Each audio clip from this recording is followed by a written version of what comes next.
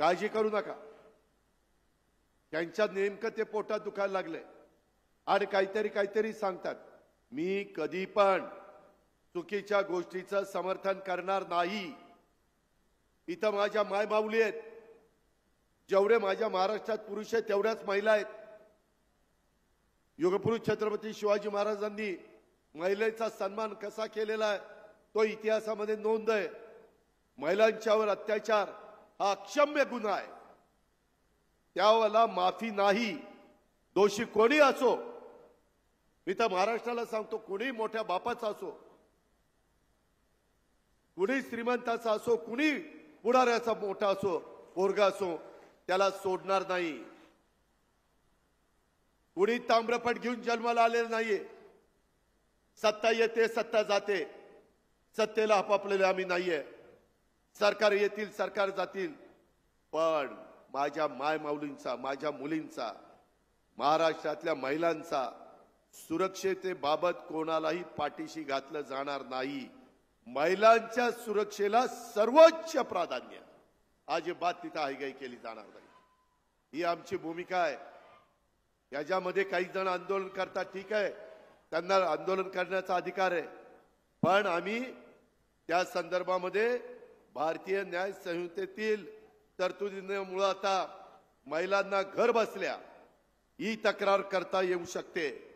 नवीन कायद्यात अशा प्रकरणातील दोषींना फाशी आणि जन्मठेप केली पाहिजे. याला फाशीची शिक्षा. तो विकृत आहे, तो नराधम आहे.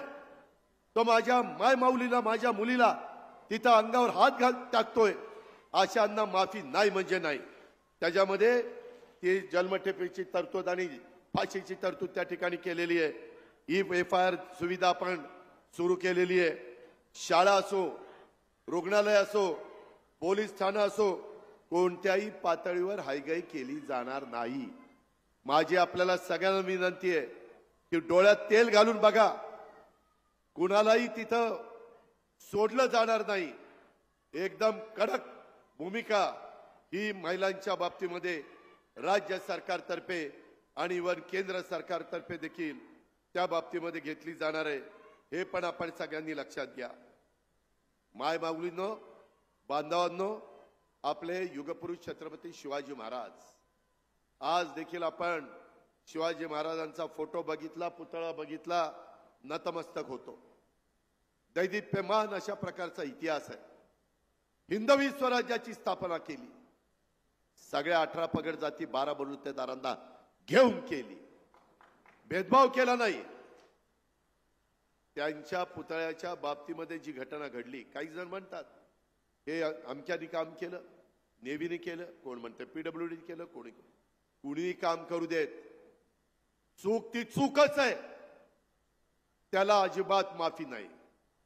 ते कोणी दोषी असेल, तो अधिकारी असेल, तो कुणी असो, त्याला माफी नाही.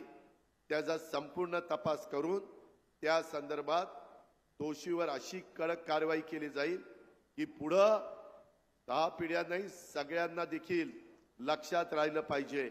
महापुरुषांच्या पुतळ्याच्या बाबतीमध्ये जर काही चूक केली तर महाराष्ट्र त्याला माफ करत नाही. हा इतिहास आपल्याला त्याच्यातनं निर्माण करायचा आहे. झालं हे अतिशय चुकीचं आहे. अतिशय म्हणजे मनाला वेदना देणार आहे.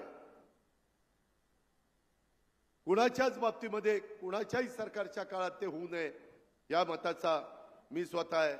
आणि त्याच्याबद्दल मी कालच स्वतः राज्याच्या जनतेची माफी देखील मागितली. तुम्ही पाहिलं असेल. मला दुसरं एक तुम्हाला सांगायचं आहे. कालच्या लोकसभेच्या निवडणुकीच्या निमित्तानं तो तुमचा अधिकार होता, परंतु संविधान बदलणार असं आमच्या मागासवर्गीयांच्या मध्ये एक प्रचार केला गेला. आम्ही सांगत होतो, नाही रे बाबा, संविधान आपलं जगातलं सर्वोच्च संविधान आहे. आपण ते कुणी VK न्यूज, राष्ट्र के नाम.